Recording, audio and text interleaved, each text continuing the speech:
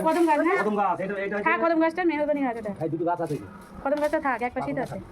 কদম গাছ কি হয় বলতো? আর লম্বা হয়। আর এত সুন্দর ফুলের গাছটা আমি আর বাঁচাতে পারলাম না। কেন বলছি, কারণ আমার এই নতুন বাড়িতে জঙ্গল পরিষ্কারের সাথে সাথে সুইপাররা পায়ে এই গাছটাকে মারিয়ে গেছে।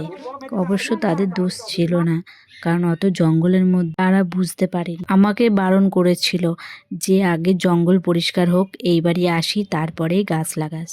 কিন্তু ওই যে আমার জেদ, কে শোনে কার কথা, আমি জেদ করে গাছ লাগানোর ফলে হলো এই যে আমি যতটা খুশি হয়েছিলাম আমার গাছের ফুল দেখে, আমি ততটাই দুঃখ পেয়েছি গাছের এই অবস্থা দেখে। অনেক শখ করে 250 টাকা দিয়ে একটা মালবেরি গাছ কিনে এনেও আমি লাগিয়েছি। আমি বলার আগেই গাছটা কেটে দিয়েছিল, কারণ এই জঙ্গলের মধ্যে তারা বুঝতেই পারেনি এটা একটা ফলের গাছ।